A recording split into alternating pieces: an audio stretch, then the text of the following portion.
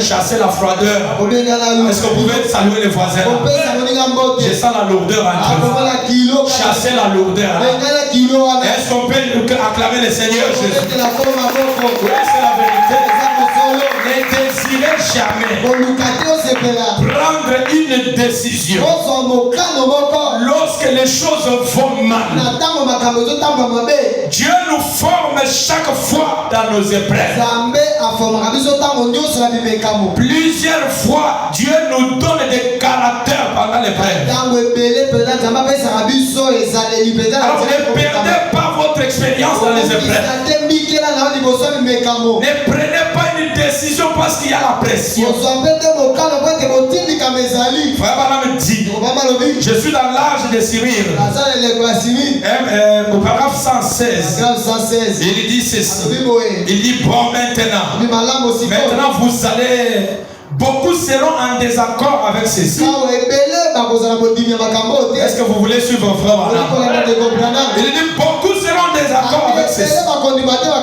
Mais je veux que vous réfléchissiez sérieusement avant de prendre une décision. Amen. Vous voulez faire un choix pour le mariage. Vous voulez déménager dans un quartier. Vous voulez faire une telle ou telle décision. Alors avant de le faire, frère Branham vous conseille. Je souhaite que vous puissiez d'abord réfléchir avant de le faire. Est-ce qu'on peut dire amen? Vous devez d'abord raisonner. Est-ce que ce que je fais ici, quel est le mal que cela peut me rapporter demain? Quelles sont les conséquences qui peuvent venir? Et je crois de tout mon cœur, Dieu peut parler à chacun de vous. Dieu peut vous parler dans le cœur. Dans la procédure de trouver la volonté de Dieu, voyez, vous devez d'abord aussi prier vous-même. Avant même que le pasteur se décide, avant que vous puissiez amener les cas au pasteur, vous-même d'abord, il y a moyen, c'est possible que Dieu vous parle. Et s'il vous parle, vous pouvez venir maintenant au pasteur. Si vous priez et qu'il ne vous donne pas une décision, une solution, alors vous devez maintenant vous approcher auprès du serviteur pour l'aborder dans telle chose. C'est une très bonne procédure. Beaucoup de gens qui trouvent des conséquences, beaucoup qui ont connu des chutes, c'est parce que d'abord ils se sont négligés eux-mêmes et ils ont négligé l'existence de leur pasteur. Ils prirent de grandes décisions irréfléchies. Et cela apporte des conséquences. Vous me dites, j'aimerais que vous réfléchissiez sérieusement. Avant de prendre une décision. Avant de vous décider comme ça.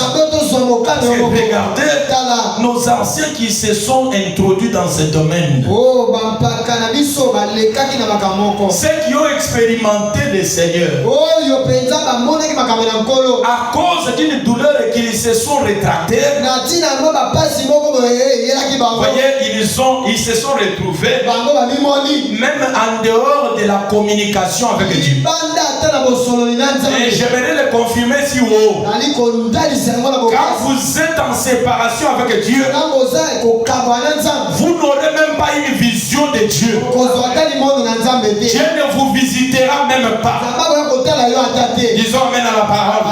Regardez, c'est ce que le messager dit ici. Je suis dans les instructions de Gabriel. Au paragraphe 130 et 131. Le messager dit ceci. Mais bien, c'est un fait que Dieu ne traite jamais avec Israël quand il est en dehors de sa patrie. Il dit prenons exemple. Regardez, Abraham a quitté sa patrie pour aller en Égypte. Est-ce qu'on peut suivre la parole? Il dit, il a quitté sa patrie pour aller en Égypte. Qu'est-il arrivé là? la volonté de Dieu et n'a pas été béni là-bas. Alléluia. Plus vous venez ici écouter la parole. Quand vous venez ici écouter la parole de Dieu et que vous sortez faire autre chose, Dieu ne vous bénira jamais. Et ne condamnez même pas Dieu. Non, pasteur, je suis là depuis des années. Je suis là depuis quelques jours. Dieu n'intervient pas. Dieu ne bénit pas. Dieu ne résout pas mon problème. Quand tu dis ça, quelle est votre position dans la parole? Est-ce qu'on peut dire amen? Amen. Quelle est votre position dans la parole? Parce que Abraham, quand il s'est retrouvé en Égypte, c'était un endroit où il n'y avait pas de connexion. Les réseaux célestes ne passaient pas. Et quand vous aussi vous quittez la zone de la parole, aujourd'hui, tantôt vous êtes dans la parole. Vous savez pourquoi beaucoup de gens, on les atteint par la coutume. Dans la famille, ils sont attrapables facilement. Pourquoi ça?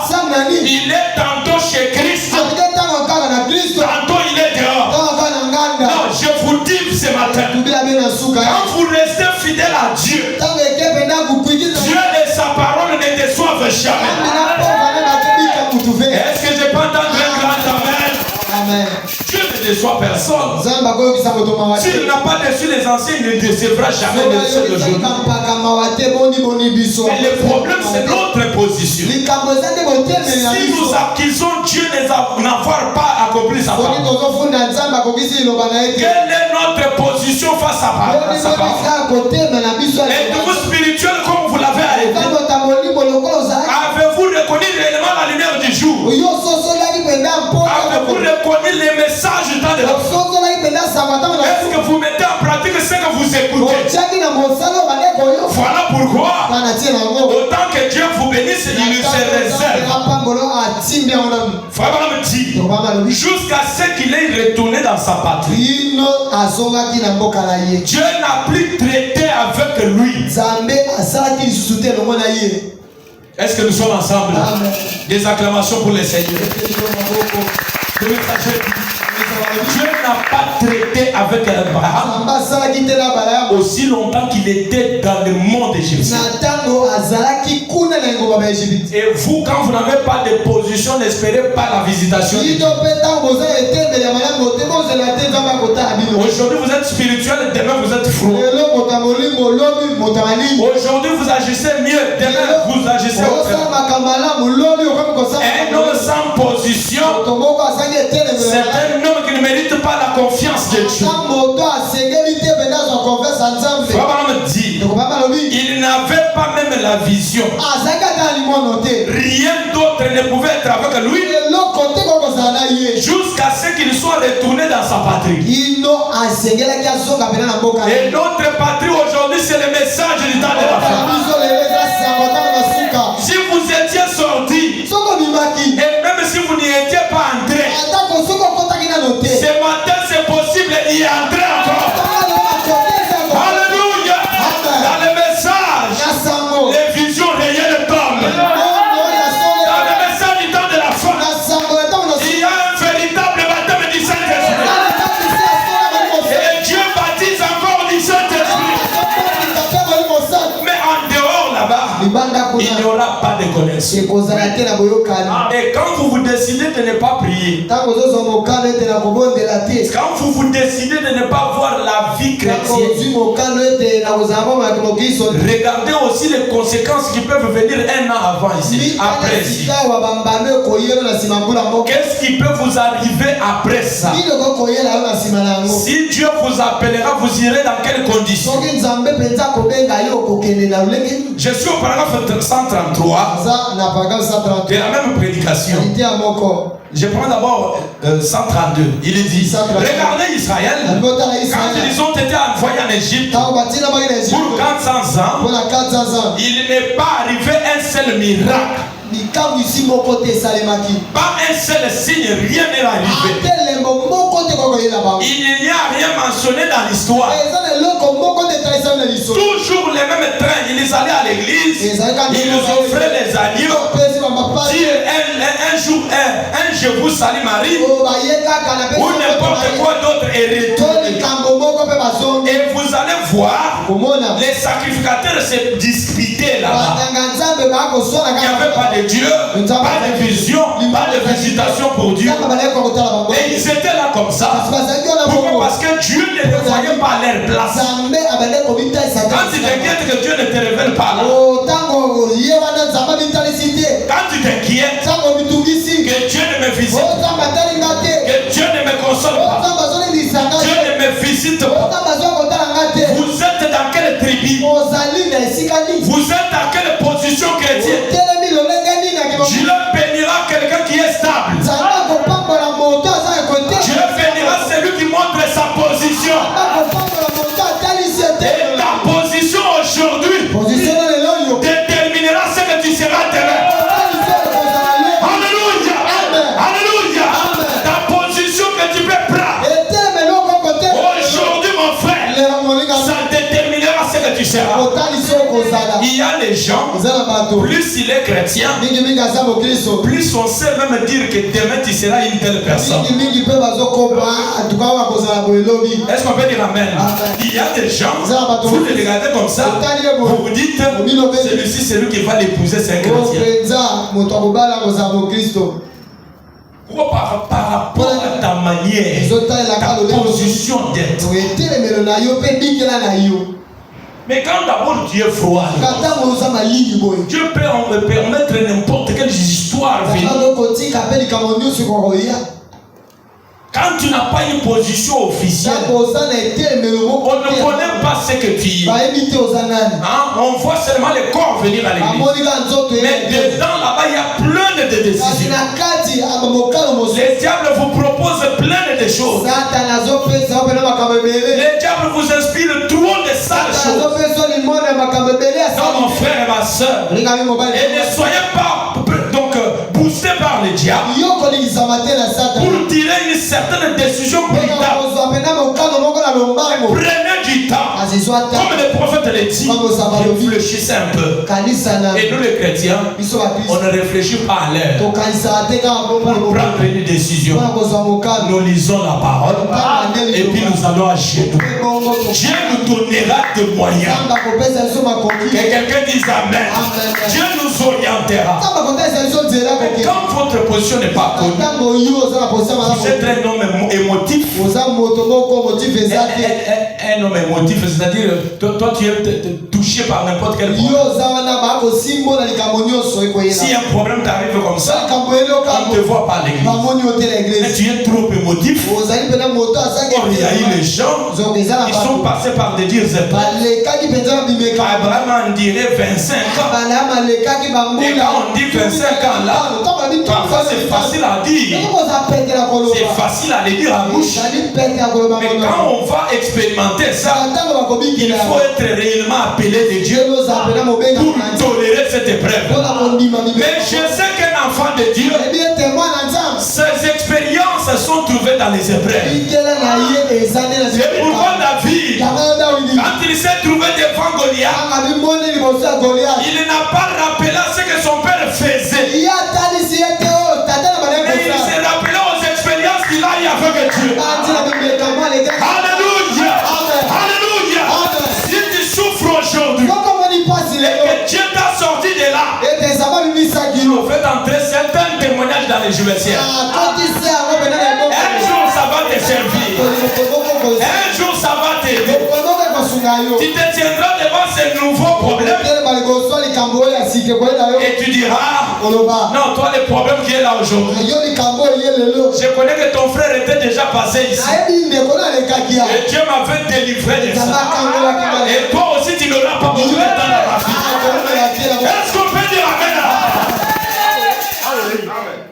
C'est comme ça, mes bien-aimés. Les expériences qui sont trouvées pendant l'épreuve,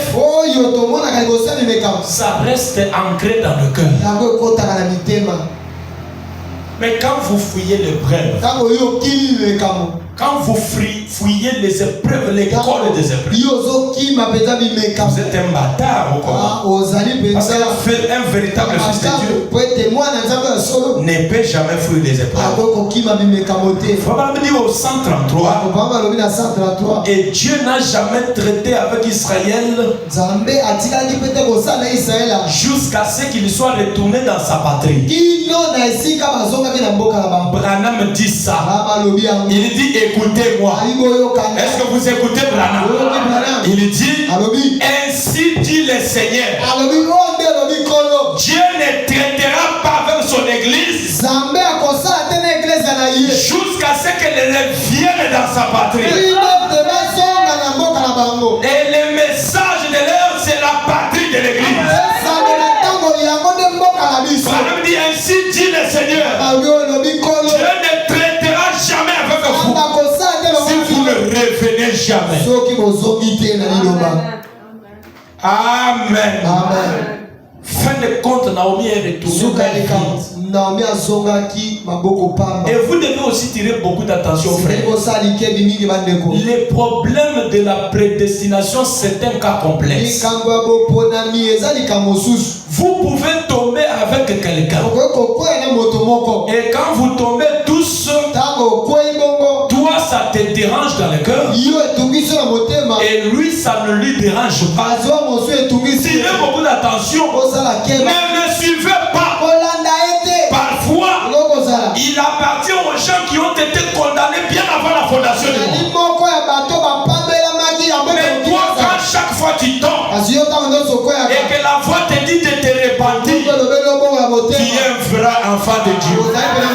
Tu es une sémence de Dieu. Même pendant que je parle, si le Seigneur contrôle ton âme et qu'il voit tes parts et que tu étais retourné au autre, qui était sorti autrefois, si la voix vous parle, retournez, Dieu retournera à toi. L'onction redeviendra sur toi. Alléluia. Et la présence du Très-Haut, la grande colonne de feu, elle retournera dans ta maison. Dieu ne traite jamais. Et Dieu ne traite jamais avec les gens.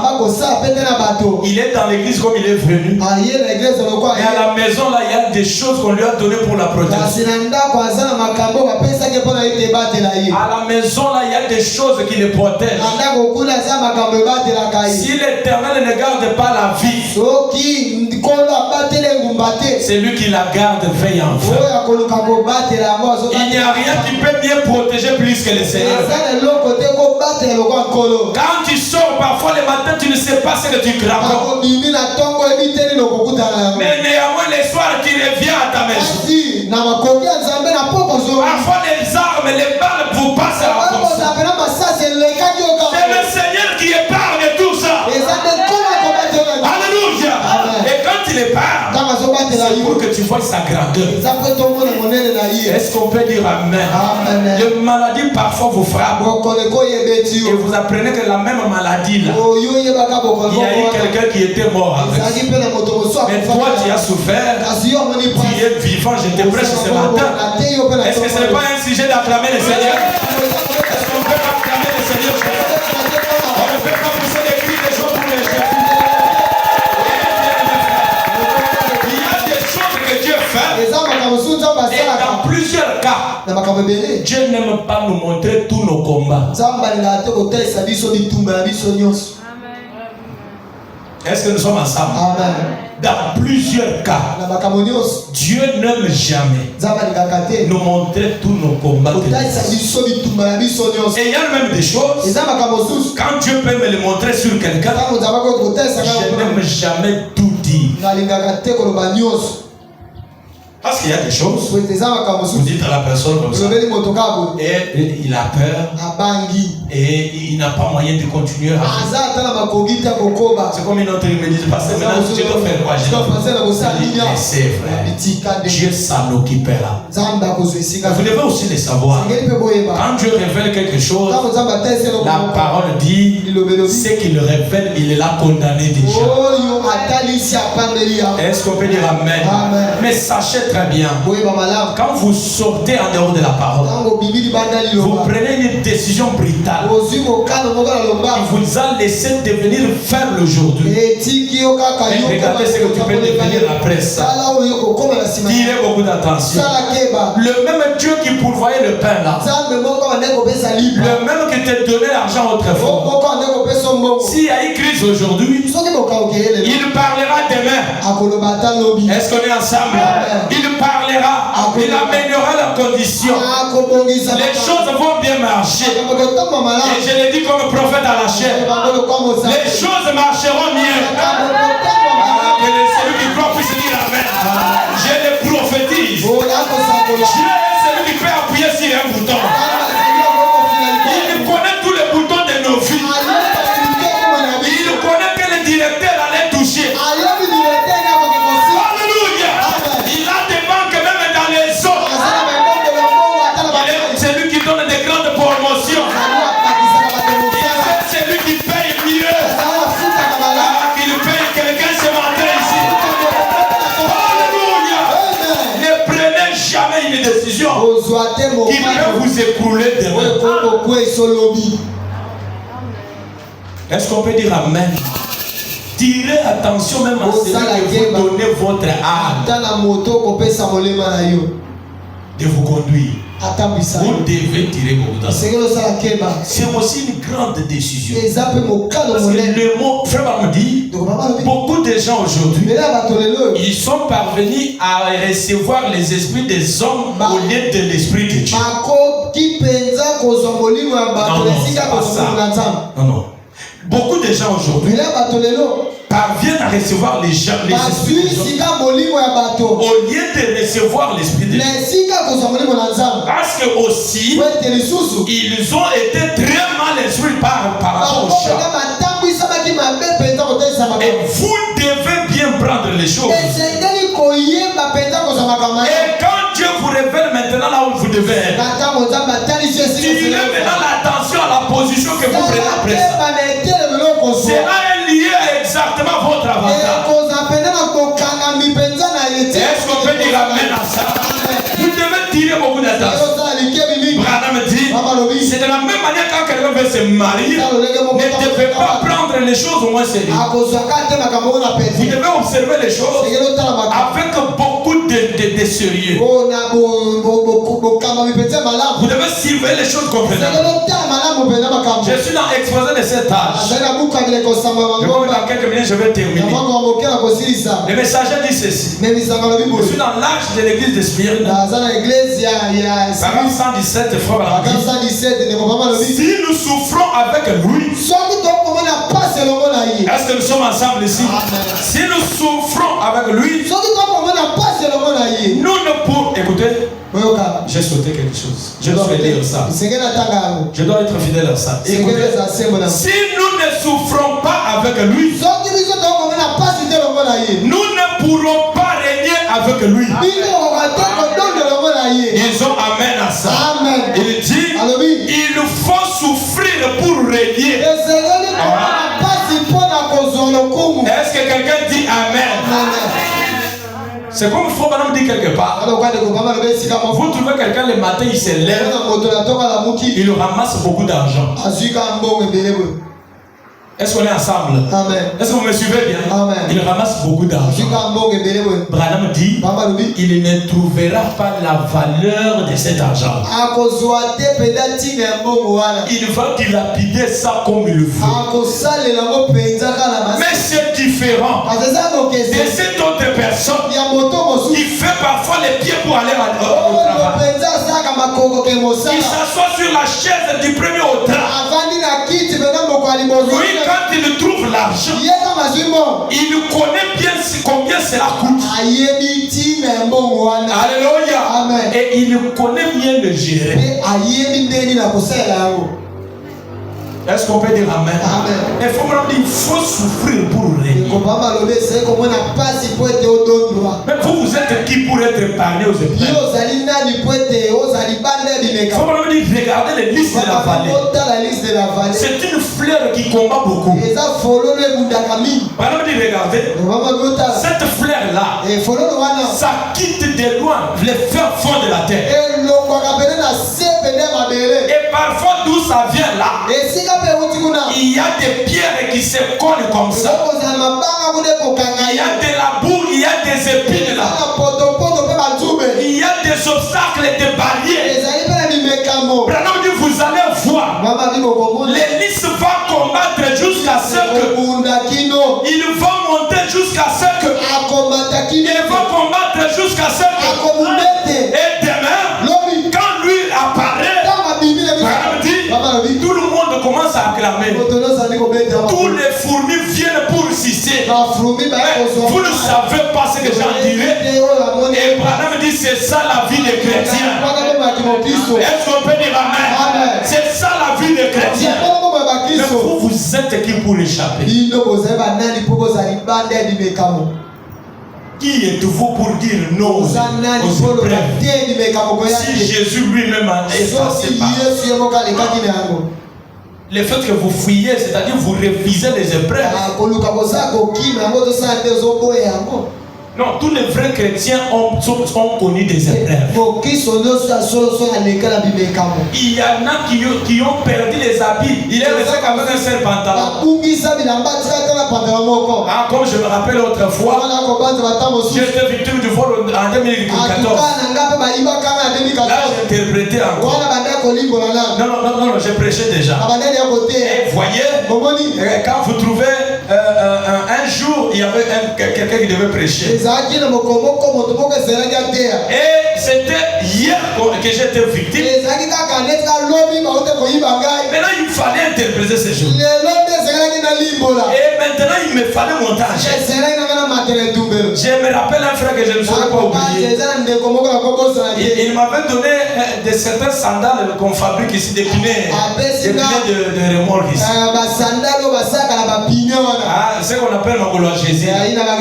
J'avais porté ça. Et j'avais un certain pantalon qui me restait. Avec des sandales là. Avec mon polo qui me restait. Et il y avait un escalier pour monter à la chaise. Là, je pars pour monter à la chaise. Les pantalons se déchirent là de chez nous. Et les gens me regardent. Ils se rappellent de ce qui est arrivé hier. J'ai dit, Seigneur, tu ne sauras pas porter toi-même ta croix. Moi-même, je peux aussi porter ma croix. Tous les chrétiens peuvent passer par là. Même si on ne passe pas de la même couleur. Mais néanmoins, on y passera. Ce qui est bien, le Seigneur de gloire, il va nous sortir dans cette épreuve. Est-ce que quelqu'un peut me dire amen? Est-ce qu'on peut dire amen? Oui, c'est vrai. Ça arrivera. Mais le Seigneur de gloire, quand on parle des habits, c'est lui qui vêtit les herbes de champ ici. Il y a des herbes qui ne sont même pas à côté des autres. Il prend soin de ça. Mais pourquoi les gens aujourd'hui, ils arrivent à prendre la décision d'abandonner l'église, d'abandonner le Seigneur? Non, parce que je n'ai pas eu l'argent que je cherche. Non, parce que Dieu n'a pas exaucé. Non, parce que Dieu n'a pas fait ça. Et je vous dis, ces jours-là, j'étais un homme le plus honteux ce jour-là. C'était horrible devant les gens, parce que tous mes genoux, quand je faisais le mouvement de ça ne continuait que se déchirer. Ce n'était pas facile. Nous n'aurons pas à fuir ça. Frère Branham dit, acclamons le Seigneur Jésus. Je vais terminer. La raison en est que on ne peut tout simplement pas former un caractère sans souffrance.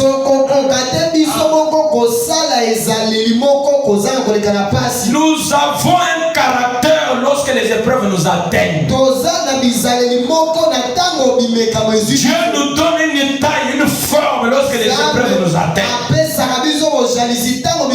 C'est notre étape de formation. Et parfois la promesse peut prendre longtemps. C'est aussi ta forme des épreuves.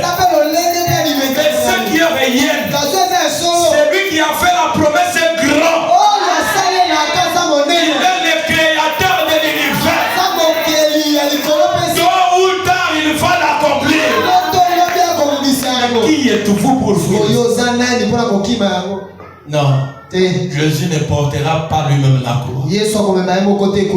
Il veut même un Joseph, un autre Joseph qui peut venir l'aider. Il veut même un Joseph d'Arimathée qui peut contribuer aussi à la tombe.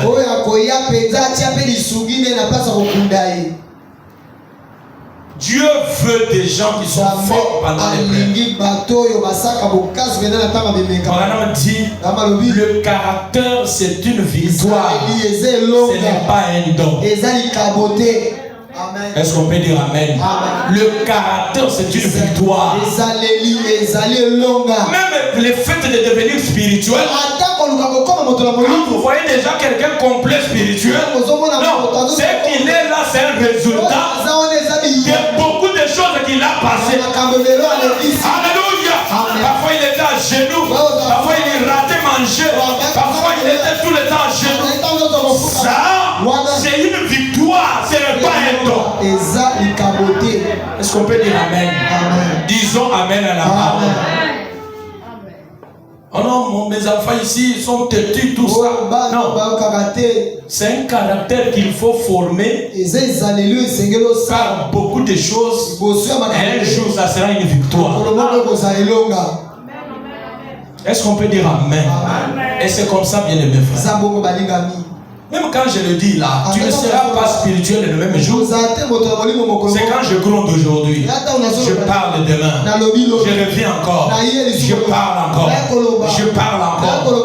Et demain, j'aurai des hommes et des femmes complets. Alléluia! Est-ce qu'on peut acclamer le Seigneur? J'aurai une église complète.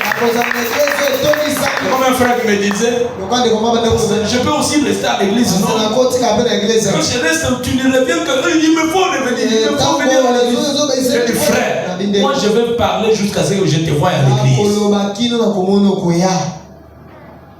C'est ce que le frère Maïlor l'a tibissé. Même au travail, j'appelle le frère. Tu es où? Pasteur, je suis fatigué. En fait, de quoi tu me dis? Là, on se décide. Et c'est comme ça. C'est pas un don. Tous ces sacrifices ici, là, quand vous voulez qu'on vous les donne gratuitement. Même la promesse que Dieu a faite à Israël, il leur a dit, je vous donne les Canaan comme la terre promise. Mais est-ce que Dieu les a pris comme ça de l'Égypte jusqu'à Ghana? Répondez-moi, n'est-ce pas? Est-ce que Dieu les a pris par l'avion jusqu'à Ghana? Et d'ailleurs, il n'a pas averti à Israël. Il y aura des Anakites, des Moabites et des Étiens. Ils seront en route. Non, Dieu n'a pas dit ça. Il leur a dit seulement, allez-y à Canaan. Mais regardez la route de Canaan.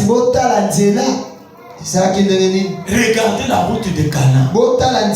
Regardez combien de Moabites. Regardez combien de Étiens. Combien de ceci et cela. Mais ce qui me réjouit en tout ça, quand Dieu parle, il est derrière ce qu'il a dit. Est-ce qu'on peut dire amen à la parole? Je lis la dernière écriture. J'aimerais que ceci vous encourage. Frère Branham dit, écoutez comment lui éviter des crises et tout. Par rapport à la prise de décision, Branham dit dans question-réponse sur les Hébreux, Première partie, il dit au paragraphe 22-23, je lis ceci et puis nous allons prier. Il dit hier soir, un cher frère m'a posé une question en disant, frère Branham, frère Swed a dit une fois qu'on ne pouvait pas, qu'on ne peut pas vous coincer vous quelque part. Voyez, jusqu'à ce que vous trouviez un moyen pour vous en tirer de cette affaire ou sortir échapper. Ici la question voulait dire, frère Branham, pourquoi toi on ne te trouve pas coincé dans une telle affaire? On ne te trouve pas bloqué dans une telle situation. Et écoutez la réponse du prophète. Est-ce que vous voulez suivre ça? Est-ce que vous voulez suivre ça? Les messagers disent, j'ai répondu, eh bien, la raison en est que moi j'essaye toujours de réfléchir avant de faire quoi que ce soit. Quand vous trouvez que dans ma vie je n'ai pas quelque chose qui me colle, qui me coince, ou je ne me suis pas introduit dans quelque chose qui m'a empiré, qui est devenu difficile, c'est parce que moi je prends le temps de réfléchir avant de faire quelque chose. C'est pourquoi moi je n'ai pas de choses qui me bloquent. Même si ça vient, je trouve l'échappatoire. Que Dieu puisse aider un frère ce matin. Que Dieu puisse aider l'église ce matin. Les messagers disent, alors si les gens me posent des questions, je ne m'hasarde pas à leur dire quoi que ce soit. Voyez, mais cela arrive si vous pensez juste. Avant que vous fassiez quoi que ce soit, essayez de prendre les côtés de Dieu. Est-ce que vous suivez ça? Amen. Avant que vous fassiez n'importe quoi, essayez de prendre les côtés de Dieu et les côtés que Dieu veut que vous puissiez prendre. Et alors, ça serait vraiment pour vous difficile de vous retrouver coincé. Est-ce que quelqu'un suit quelque chose? Nous sommes parfois coincés. On se prend des décisions nous-mêmes. Tu ne considères pas Dieu. Tu ne raisonnes pas sur le mien qu'il faut faire. Et quand ça va bloquer, pasteur, j'avais déjà acheté un véhicule. Et ça roulait déjà. Mais là, c'est bloqué à Kimpesi. C'est bloqué à Bazangou. À Kassangoul. On a arrêté ça. On a pillé. Priez ton Dieu, je vais le voir maintenant. Franchement, je ne dois pas prier comme ça. À moins pour quelqu'un qui est dehors là-bas, peut-être. Mais pour vous qui m'honorez, qui venez comme ça, vous êtes en difficulté comme ça. À moins qu'il y ait une surprise. C'est quelque chose que tu as commencé. Je n'en sais rien. Quand tu me dis ça, je vais commencer d'abord par demander. Ah, frère! Frère, toi, Yosa a déjà dit si dans le on ne connaît pas. T'es pro-pasteur. Vous prenez seulement. Quand ça roule, là, c'est secret. C'est ce que beaucoup de frères ont fait. Dans le message, pour vous qui venez de voir, n'apprenez jamais ce genre de message. Quand Dieu vous donne un conducteur, il sait le pourquoi. Est-ce qu'on peut dire amen? Amen. Quand vous vous placez derrière un ministère, il y a des choses qui se feront même si Dieu ne voulait pas, mais parce que ce conducteur prie pour vous. Autrefois, comme je le disais ici, j'avais refusé la mort d'un enfant ici. J'ai dit au Seigneur, ça, cette fois-ci, non, je refuse. Et il avait obtempéré. Quand Dieu place quelqu'un pour vous consultez Dieu, mon frère. Quand vous voulez faire quelque chose, avez-vous prié d'abord vous-même? Même quand vous venez vers moi, est-ce que vous avez prié que ça n'a pas marché, que vous venez? Priez aussi, et s'il vous révèle, venez alors au partage. Parce que j'étais en train de prier, Dieu m'a positionné sur tel mari, Dieu m'a positionné sur tel projet, Dieu m'a positionné sur tel affaire. Mais toi là tu ne fais rien. Et ce que vous avez à faire, c'est que vous réveillez comme ça. Alors, pasteur Azanalié, qu'est-ce que nous on va faire? On va m'informer après. Bien sûr, vous allez m'informer. Je ne peux même pas faire un problème. Consulter et informer sont des choses différentes.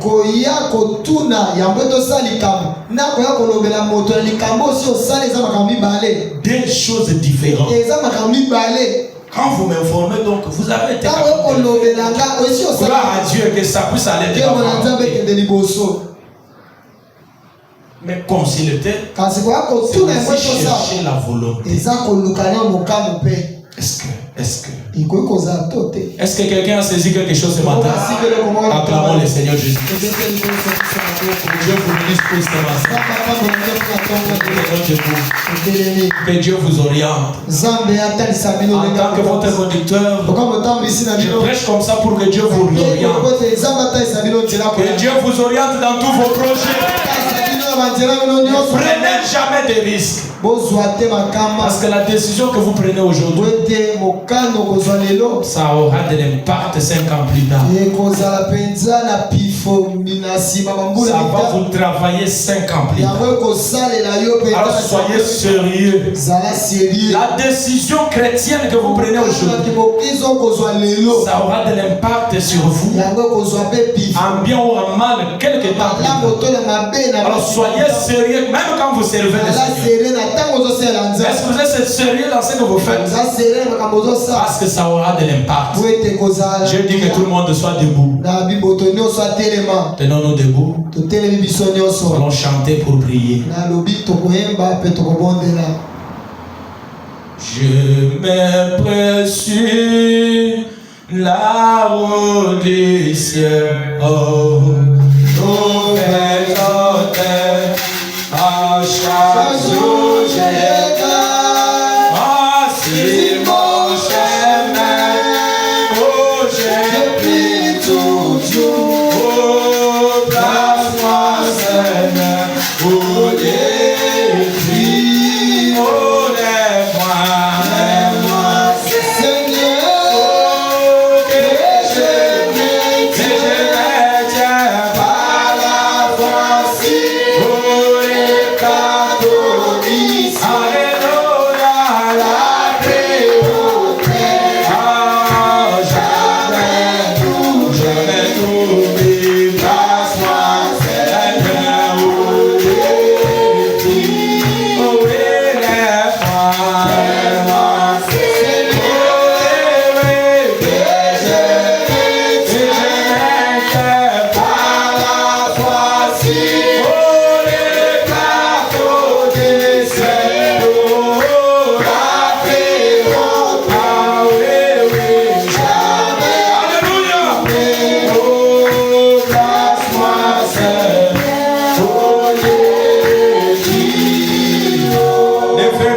Parler au Seigneur.